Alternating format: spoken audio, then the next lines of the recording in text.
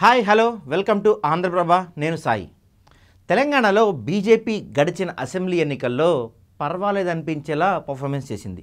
కేవలం పార్టీకి double digit number సాధ్యం కాకపోయినా ఉన్నంతలో 8 సీట్లు గెలుచుకొని గట్టిగానే ఉనికి చాటింది.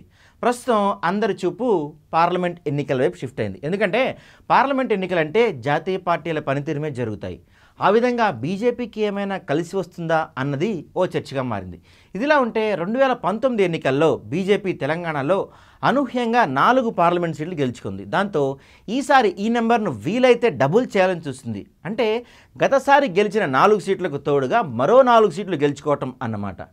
ఇక బీజేపీ ఎన్ని సీట్లు గెలవబోతుంది, అందులో ఖచ్చితంగా గెలిచే సీట్లేవి అన్న చర్చ కూడా ఇప్పుడు ప్రధానంగా వినిపిస్తుంది. అయితే మెయిన్గా కరీంనగర్ ఎంపీ సీటు ఇప్పుడు బీజేపీ చేతిలో ఉంది. సిట్టింగ్ ఎంపీగా ఉంటూనే బండి సంజయ్ 2023 జరిగిన అసెంబ్లీ ఎన్నికల్లో కరీంనగర్ అసెంబ్లీ నుంచి ఎమ్మెల్యేగా పోటీ చేసి ఓటమి పాలయ్యారు. అయితే ఇటీవల ఒక ప్రముఖ సంస్థ చేసిన ఓ సర్వే ప్రకారం చూస్తే కరీంనగర్ ఎంపీ సీటు నుంచి బండి సంజయ్ ఈసారి 1,00,000 ఓట్ల మెజార్టీతో గెలుస్తారని తేలింది.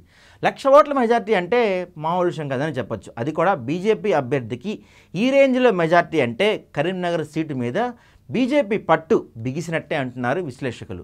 ఇలా ఒక్కసారిగా బండి సంజయ్ జాతకం మారిపోవడానికి కారణం ఏంటి అన్నది చూస్తే ఇటీవల కాలంలో రకరకాలైన ఫ్యాక్టర్లు పనిచేసే అంటున్నారు. అందులో ముఖ్యమైనది అయోధ్య రామమందిర ఎఫెక్ట్ అని సమాచారం.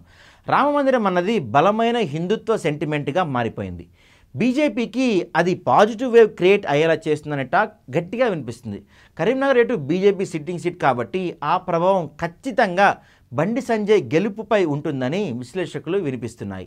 మరో ఫ్యాక్టర్ ఏంటంటే గత ఎన్నికల్లో ఇక్కడ బీఆర్ఎస్ వీక్ అయిందనే ప్రచారం సాగుతుంది. అదే సమయంలో కరీంనగర్లో కాంగ్రెస్కు బలమైన క్యాండిడేట్ ఎవరూ లేకపోవడం కూడా బండి సంజయ్ గెలుపునకు కలిసి వచ్చే అంశంగా చూస్తున్నారట. ఇలా రకరకాలైన సమీకరణాలు ప్లస్ అవుతున్న వేళ బండి సంజయ్కి కరీంనగర్ 1,00,000 ఓట్లతో మరోసారి దక్కబోతుందని సమాచారం. ఇక్కడ రెండోసారి కమల్ వికాసం జరిగితే మొత్తం తెలంగాణలో బీజేపీకి గ్యారంటీగా దక్కే సీట్ ఇదనేది స్పష్టమవుతుంది. మరో ఫ్యాక్టర్ ఏంటంటే వ్యక్తిగతంగా బండి సంజయ్ కూడా ఇక్కడ ఆయన పేరు ఆయన బ్రాండ్ బాగా పనిచేస్తుందని టాక్ వినిపిస్తుంది. ఆయన తెలంగాణ బీజేపీ అధ్యక్షుడిగా ఉన్నప్పుడు బాగా పనిచేశారన్న భావన అయితే ప్రజల్లో బలంగా ఉందంట. అయితే బండి సంజయ్ బీజేపీని దూకుడుగా నడిపించిన తీరుతో నాడు కాషాయ జెండా రెపరెపలు సర్వత్రా కనిపించాయి. అంతేకాదు బండి సంజయ్ అంటే యూత్లో ఓ రకమైన అట్రాక్షన్ కూడా ఉంది. అది ఆయనకు కరీంనగర్ ఎంపీ ఎన్నికల్లో బాగా అనుకూలమయ్యే ఛాన్స్ ఉంటుందని ప్రచారం సాగుతుంది. ఇక గత అసెంబ్లీ ఎన్నికల్లో ఓడాక బీఆర్ఎస్ పూర్తిగా డీలా పడిపోయింది. పార్లమెంట్ ఎన్నికలు సమీపిస్తున్నా ఇంకా బీఆర్ఎస్లో ఆ జోషు పెద్దగా అయితే కనిపించడం లేదు. తమకు అనూహ్యమైన ఓటమి ఎదురైందని గులాబీ పార్టీ ఇంకా అంతర్మదనంలోనే ఉంది. దాంతో ఆ ఎన్నికల తర్వాత ఖచ్చితంగా 4-5 నెలలు తేడా లేకుండా వస్తున్న ఈ ఎన్నికలు అధికార కాంగ్రెస్ పార్టీతో పాటు విపక్షంలో ఉన్న బీజేపీకి కూడా బాగా కలిసి వస్తాయంటున్నారు. పైగా హిందుత్వ నినాదంతో కూడా పనిచేసే ఛాన్స్ ఉంది. మోడీ ఇమేజ్ ఎటు వర్కౌట్ అవుతుంది.